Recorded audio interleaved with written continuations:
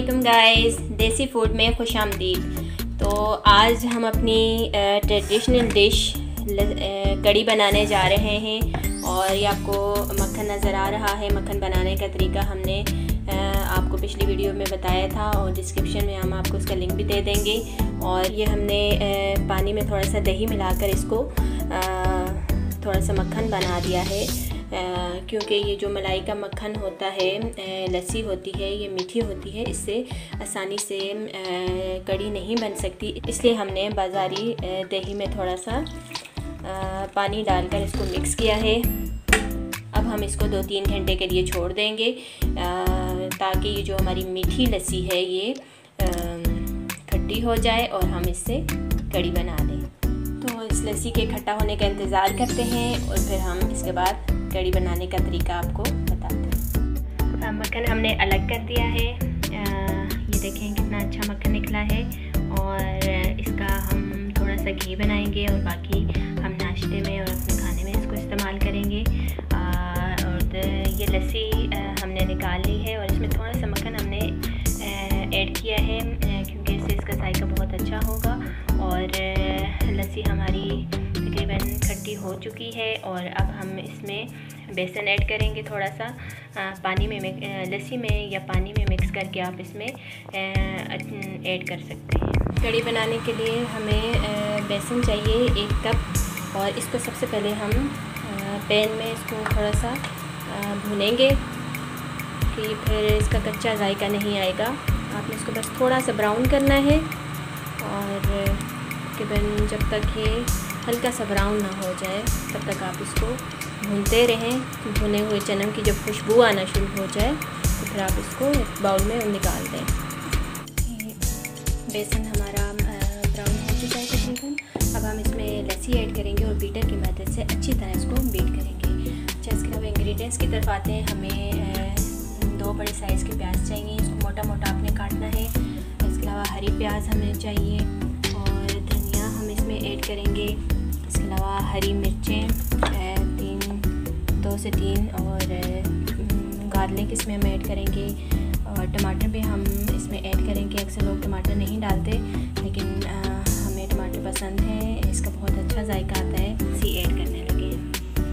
आपने इसको लस्सी में अच्छे से फेंटना है ताकि इसमें कोई भी गुठली बाकी ना रहे और ये अच्छे से मिक्स हो जाए। तो अब हम अपने मसाला जाट की तरफ आते हैं। तेल गर्म हो चुका है। अब हम इसमें साबुत धनिया, ज़ीरा और मेथी थोड़े से ऐड करेंगे।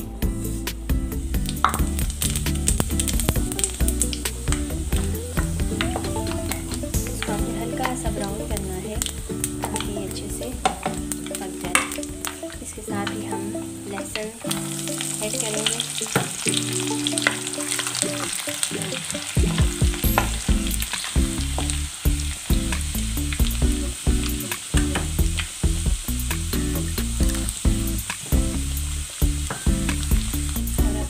प्याज हम इसमें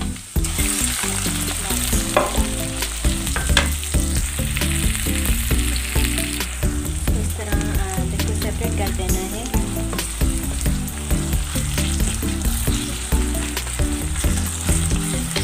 लेकिन ख्याल रहे कि ये ज़्यादा पकने ना पाए।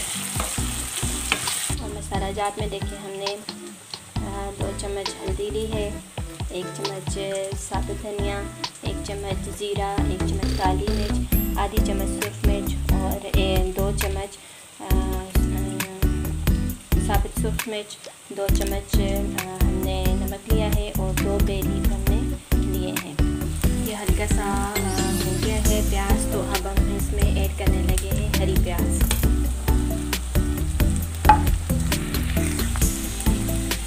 प्याज को भी आपने थोड़ी देर ही पकाना है, तकरीबन 5 मिनट आप इसको पकाएं था इसका कलर थोड़ा सा जब चेंज हो जाए तो उसके बाद हम अगला इंग्रेडिएंट्स डालेंगे। प्याज हमारा बिल्कुल तैयार हो चुका है और अब हम इसमें थोड़ी सी मिकदार में हरा धनिया ऐड करेंगे। इससे इसका जायका बहुत ही अच्छा हो जाता है। आप भी ज़रूर ट्राई कीजिएगा, उम्मीद आपको पसंद आएगा। देखिए इससे इसका कलर कितना ज़्यादा अच्छा है और खुशबू इतनी अच्छी आ रही है। तो थोड़ा सा धनिया हमने छोड़ा है, ये हम टॉपिंग के लिए इसको यूज़ करेंगे और इसको इसको आपने सिर्फ 2 मिनट के लिए पकाना है ताकि इसका जो कलर है वो बरकरार रहे। बहुत फ्रेश कलर इसका आता है और इसी कलर में आपने इसको रखना है। तो 2 मिनट गुजर चुके हैं और अब हम इसमें ऐड करने लगे हैं हरी मिर्च। 2 से 3 हरी मिर्चें या हस्बे ज़ायदा जितनी आप खाते हैं आप ऐड कर लें और इसको आपने 1 से 2 मिनट तक पकाना है। हरी मिर्च के बाद अब हम इसमें ऐड करेंगे टमाटर। 1 से 2 टमाटर आप इसमें ऐड करें और इसको भी आपने ज़्यादा नहीं पकाना, जैसे 1 से 2 मिनट या ज़्यादा 3 मिनट आप पकाएं। ये इसी शक्ल में रहेंगे तो बहुत ही अच्छा जायका आता है इसका। टमाटर हल्के से पक चुके हैं। अभी इसका देखें कलर कितना ज़बरदस्त कलर आया है और हरी प्याज का और धनिया का कलर देखेंगे कितना फ्रेश कलर आया है। इससे ज़्यादा आपने इसको नहीं पकाना। तो अब हम इसमें अपने मसाले ऐड करने लगे हैं और इसको आप अच्छे से चमचे की मदद से मिक्स करते हैं। इसमें आपने पानी बिल्कुल भी नहीं डालना, 1 कतरा पानी नहीं डालना, बस इसी तरह आपने इसको पकाए रखना है और 2 मिनट तक आपने मसाला डालने के बाद भी सिर्फ 2 मिनट तक पकाना है। इस पाव में जब आ जाए तो आपने 2 मिनट के बाद चूल्हा बिल्कुल बंद करके इसको ढक लेना है। इस तरह से आप इसको कवर कर दें और फ्लेम को बंद कर दें।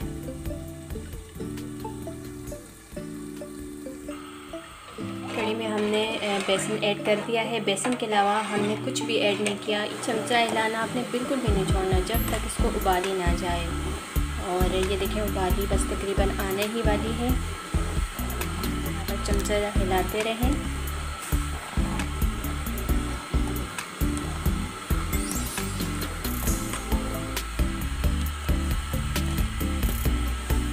उबाली आ जाए तो आप फ्लेम थोड़ा स्लो कर दें और इसको आपने 2 मिनट तक पकाते रहना है।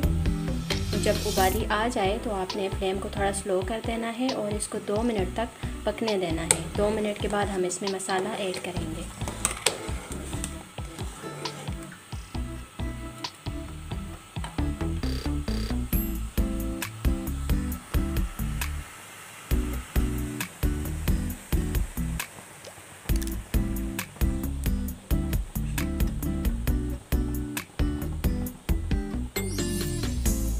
दो मिनट तकरीबन गुजर चुके हैं और हमारा मसाला भी बिल्कुल रेडी हो चुका है। देखें इसका कितना ज़बरदस्त कलर आया है और अब हम ये मसाला देचके में उंडेलने लगे हैं। इसके बाद आप इसका कलर देखिएगा कि कितना ज़बरदस्त कलर आएगा मसाला डालने के बाद। अब हम इसको अच्छे से हिलाएंगे चमचे से ताकि ये सारा मसाला इसमें अच्छे से मिक्स हो जाए। इसके बाद आपने इसको थोड़ी देर 2-3 मिनट तकरीबन पकने देना है ताकि मसाला इसमें अच्छे से मिक्स हो जाए। कढ़ी को उबाल आ चुका है और इसमें हम अब ऐड करेंगे पकोड़े। ज़्यादा मिक़दार में आप डालना चाहें तो ज़्यादा डाल दें और कम मिक़दार में डालना चाहते हैं तो कम डाल दें। और पकोड़े बनाने का तरीका हमने आपको अपनी पिछली रेसिपीज़ में बताया था और उसका लिंक हम डिस्क्रिप्शन में आपको दे देंगे। और इसको आप पकोड़ों को तकरीबन 2 मिनट इसमें रखेंगे ताकि ये थोड़े नरम हो जाएं। और अगर आपको गाढ़ी कढ़ी पसंद है तो आप गाढ़ी बना दें और अगर आपको थिक पसंद है तो आप इसको थोड़ा थिक कर दें। इसके ऊपर हम धनिया ऐड करेंगे और इसको आप चावलों के साथ भी खा सकते हैं, उबले हुए चावल। अच्छा मकई की रोटी के साथ भी आप खा सकते हैं। इसके अलावा गंदम की रोटी की सुरीत भी बनाकर आप खा सकते हैं। इसको आपने 3-4 मिनट उबलने देना है और इसके ऊपर आप ढक्कन दे दें। तकरीबन 5-6 मिनट आपने इसको हल्की आंच पर ढक्कन दे के पकाना है ताकि इसका ऑयल ऊपर निकल आए और ये अच्छी तरह से ये पक जाए। ये कढ़ी हमारी तैयार हो चुकी है। कितना अच्छा कलर आया है और इसका ऑयल निकल आए, इसका मतलब है ये बिल्कुल तैयार है। अब हम इसे बाउल में निकालने लगे हैं।